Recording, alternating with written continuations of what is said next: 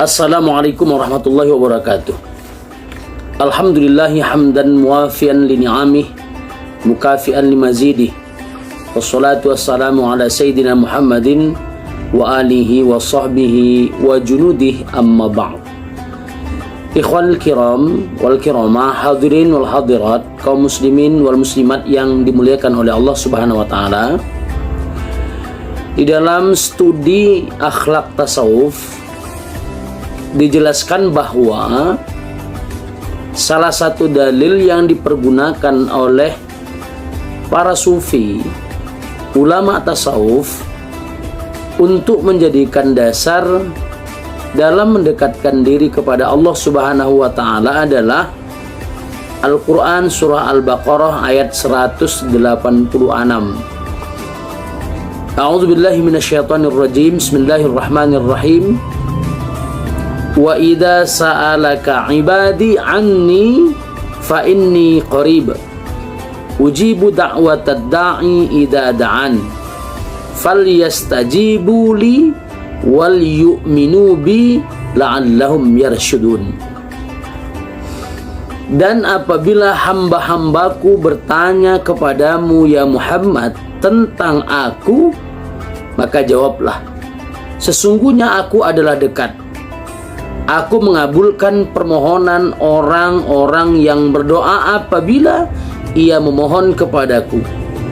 Maka hendaklah mereka itu memenuhi segala perintahku, dan hendaklah mereka beriman kepadaku agar mereka selalu berada di dalam kebenaran.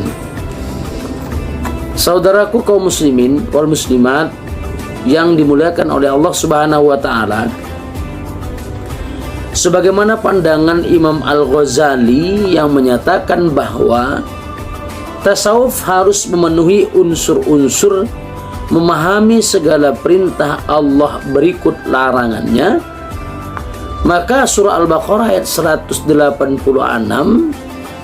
mengingatkan kepada siapapun di kalangan kaum muslimin ketika mereka berupaya untuk mendekatkan diri kepada Allah, maka hal yang pertama harus mereka lakukan adalah mereka harus memahami mana yang menjadi perintah dan mana saja yang menjadi larangan dari Allah Subhanahu wa taala. Inilah unsur dasarnya. Inilah asal muasalnya.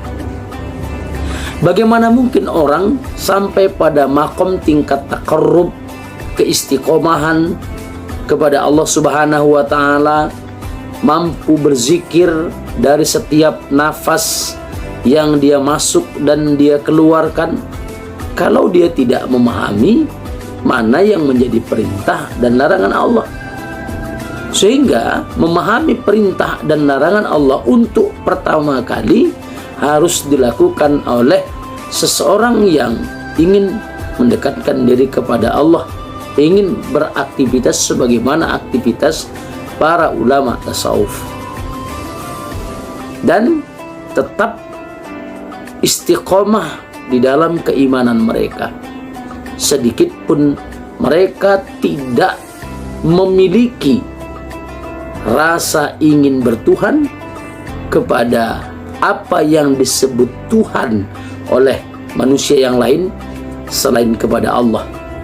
Sehingga kalimat ini Allah menyatakan falyastajibu li wal yu'minu bi, maka penuhilah segala perintahku dan hendaklah mereka tetap beriman kepadaku la'allahum yarshudun, sehingga mereka tetap berada di dalam kebenaran. Jadi syarat mendekatkan diri kepada Allah, pahami apa yang menjadi perintah, apa yang menjadi larangan Allah, tetap istiqomah beriman kepadanya, sehingga fa inni qarib, sesungguhnya aku dekat. Dan seorang hamba tetap merasa dekat kepada Allah kalau dia melaksanakan perintah dan larangan Allah. Hingga kalau kita memahami pada tahapan-tahapan yang harus dilakukan di dalam ajaran tasawuf akhlaki atau sunni, itu paling tidak ada 3 tahapan. Yang pertama tahapan takhalli, yaitu tahapan pertama yang dilakukan seorang sufi untuk membersihkan atau melepaskan diri dari perilaku buruk seperti berbuat maksiat, kecintaan pada dunia yang berlebihan, suuzon atau buruk sangka, dan berbagai tindakan-tindakan maksiat yang lainnya. Maka pada tahapan pertama yang disebut dengan takhalli ini, seorang sufi harus melepaskan dari perbuatan-perbuatan dan perilaku maksiat tersebut. Kemudian yang kedua, masuk pada tahapan tahalli, yaitu tahapan kedua yang dilakukan oleh seorang sufi dengan membiasakan diri untuk melakukan perbuatan sesuai dengan akhlak-akhlak yang terpuji. Setelah kemudian dia memahami mana perintah dari Allah, maka dia berupaya untuk menjalankan seluruh perintah Allah, terutama yang wajib, baru kemudian dia menambahnya dengan hal-hal yang sunnah. Kalau tahapan yang pertama tadi, dia sudah memahami mana yang menjadi larangan Allah, terutama larangan yang sifatnya haram. Setelah kemudian dia menjauhkan dari hal-hal yang haram, maka dia melepaskan diri dari hal-hal yang dilarang, yang larang itu bersifat makruh. Ini tahapan yang kedua pada tahalli, yaitu membiasakan diri untuk melakukan perbuatan, melaksanakan perintah Allah, terutama yang wajib, apalagi hal-hal yang ditambah dengan yang sunnah-sunnah. Biasakan, termasuk akhlak yang terpuji, jujur misalnya.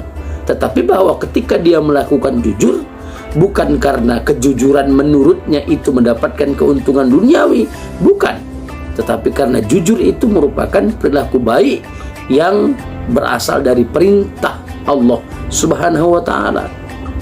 Sehingga dia melakukan perbuatan baik itu memang semata-mata karena Allah, bukan karena ada keuntungan duniawi di dalamnya. Inilah yang harus terus-menerus dilakukan seorang sufi pada tingkatan tahalli atau tingkatan yang kedua. Yang terakhir, tingkatan yang ketiga, yakni tajalli, yaitu tingkatan terakhir atau ketiga, seorang sufi membiasakan menanamkan rasa cinta hanya kepada Allah, bukan kepada yang lain, bukan kepada keluarganya terutama, bukan kepada hartanya, bukan kepada siapapun, tapi kepada Allah dan Rasulnya. Kecintaan itu akan melebihi yang lainnya, hingga ketika Allah dan Rasulnya memanggil untuk melaksanakan perintah, walaupun dia berada di pasar sedang berdagang, walaupun dia berada di tengah-tengah keluarga yang dicintainya, tetapi perintah dan larangan Allah menjadi satu-satunya yang paling ia cintai untuk dia laksanakan dengan segera. Sehingga muncullah rasa cinta kepada Allah di berbagai tempat dimanapun ia berada, muncul selalu rasa cinta dan bertakarrub dekat kepada Allah di setiap keadaan dan di setiap waktu. Demikian, ila liqa ma'as salamah. Wassalamualaikum warahmatullahi wabarakatuh.